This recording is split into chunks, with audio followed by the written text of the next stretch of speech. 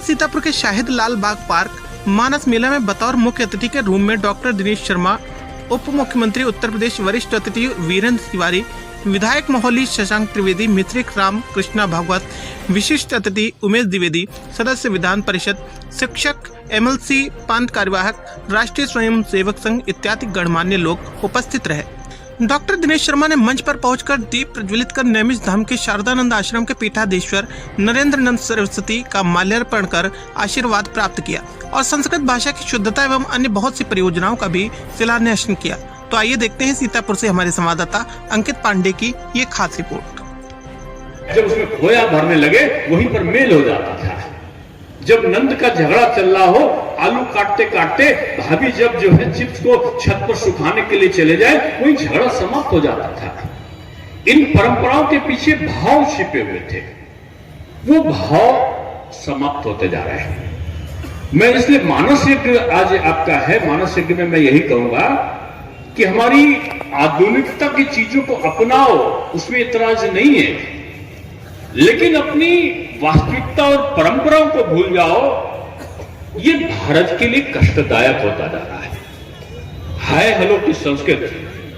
मैं एक जगह बता रहा था कि बचपन में मैं स्कूल से लौट रहा था, जुबली कॉलेज में पढ़ता था, और जब लौट रहा था तब आप देखते होंगे कि अब वोट मिलना है, राम जी का नाम नहीं लेंगे तो वोट नहीं मिलेगा।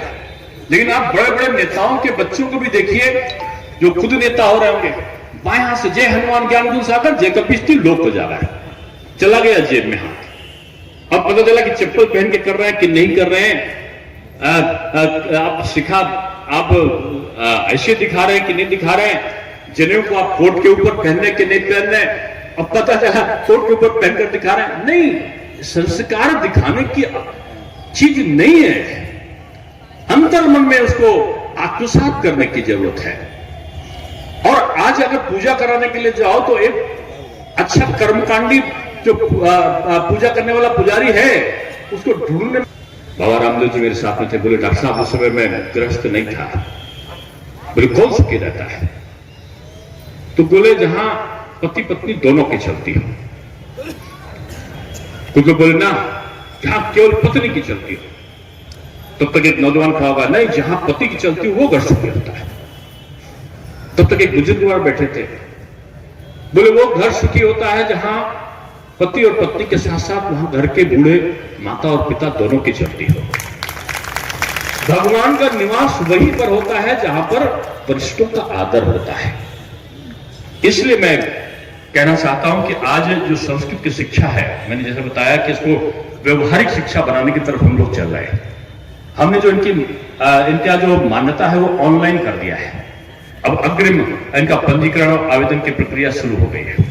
संस्कृत विद्यालयों के जो मेधावी छात्र हैं उनको माध्यमिक शिक्षा के मेधावी छात्रों की तरह 1 लाख रुपया और टैबलेट हम लोग लगातार देकर उनका सम्मान कर रहे हैं। और जो माध्यमिक शिक्षकों को जो प्रदेश का पुरस्कार मिलता है शिक्षक सम्मान, उस संस्कृत के शिक्षकों को भी सम्मान देने के साथ 25,000 रुपया, शॉल और 2-3 वर्ष की इनको 2 वर्ष की सेवा वृद्धि का लाभ एवं संस्कृत के अध्यापकों को दे रहे हैं। हमारे द्वारा ये भी किया गया कि जो जहां पर संस्कृत के अध्यापक नहीं है वहां पर रिटायर्ड जो शिक्षक थी, हमने कहा कि उसको नौकरी मिलना चाहिए और उसके ऑर्डर हमने जारी कर दिए हैं। संस्कृत के माध्यमिक विद्यालयों में जो प्रभावी प्रशासकीय व्यवस्था है उसमें प्रशासन योजना हमने संस्कृत के विद्यालयों में भी लागू कर दी है। और हमारा प्रयत्न यह है कि हमारे सरकार पहली सरकार है जिसने संस्कृत निदेशालय के गठन की घोषणा ही नहीं करी, उसके लिए पैसा भी निर्गत कर दिया है। और अब अलग से संस्कृत निदेशालय बनेगा, उसको हम लोगों ने जारी कर दिया है। और संस्कृत शिक्षा परिषद का नवीन भवन भी हमारा बनना शुरू हो गया है। जो हमारे गवर्नमेंट के संस्कृत कॉलेज है, विद्यालय है, उनमें छात्राओं का छात्रावास बन रहा है। जो संस्कृत पढ़ने वाली छात्राएं आएंगी उनको मुफ्त में शिक्षा, उनको मुफ्त में उनका भोजन, उनको मुफ्त में उनकी पुस्तकें और रहने की सारी व्यवस्था करने का काम भी हमारी उत्तर प्रदेश सरकार ने किया है और उसको वो तेजी के साथ चल रहा है। और हमारा यही प्रयत्न है कि जो संस्कृत विद्यालय जो अनुदानित हैं उनको बनाने के लिए सरकार ने प्रस्ताव मांगा है कि उनको जीर्णोद्धार है, तो जीर्णोद्धार के लिए हमने एक योजना अलंकार चलाया है और उसके अंतर्गत हम लोगों ने कोशिश ये की है कि जो संस्कृत विद्यालय है और जो माध्यमिक के भी 50 साल या 70 साल से ऊपर के विद्यालय है जो जीर्णोद्धार हैं, अनुदानित हैं, तो उनके लिए तो हम लोगों ने जो संस्कृत के विद्यालय उन्होंने तो हम अनुदान राशि देकर उनको उनकी मरम्मत कराने का काम जिला स्तर पर होगा, जिलाधिकारी के और डीआरएस के माध्यम से, जेडी के माध्यम से उसका होगा। और जो अनुदानित कॉलेज होंगे उनके लिए भी हमने कहा कि जितनी राशि वो देंगे, मानो 25 लाख रुपए देते तो 25 लाख सरकार अनुदान के रूप में उनको देगी। अगर वो 50 लाख देते तो 50 लाख सरकार अनुदान के रूप में देगी और उससे वो पूरे विद्यालय की मरम्मत अपनी करा सके, इसकी व्यवस्था सरकार के द्वारा की जा रही है।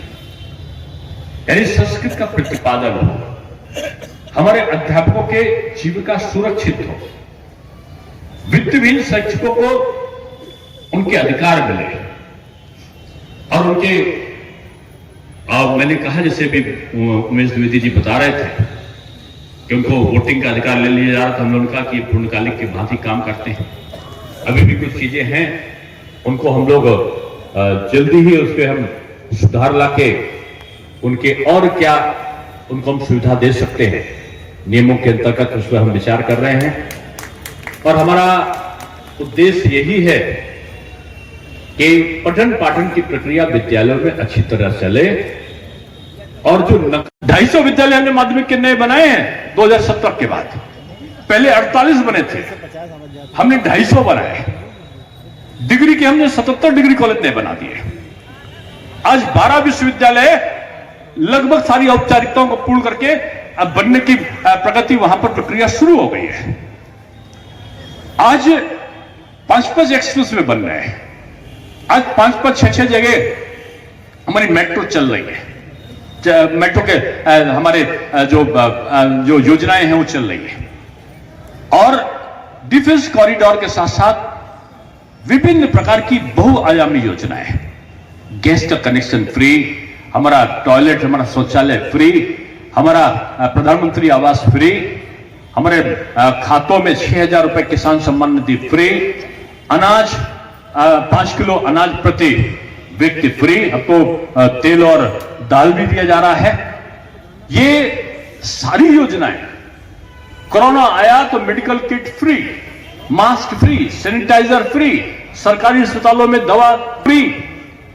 1, 2, 3, 4 जिलों में केवल ऑक्सीजन और वेंटिलेटर की व्यवस्था थी।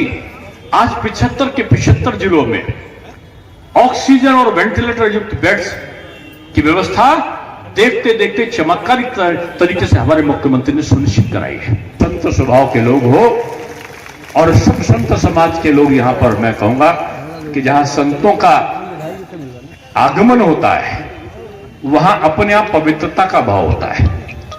और कहते तो ये है कि मर्यादा पुरुषोत्तम श्री राम ने वीरवर लक्ष्मण जी के साथ जब वो सरयू की समाधि की एक प्रसंग आता है, क्या है क्या नहीं है मैं उस पर कोई उसको बताने वाला नहीं हूं, लेकिन बजरंगबली श्री हनुमान को वो आशीर्वाद देते हैं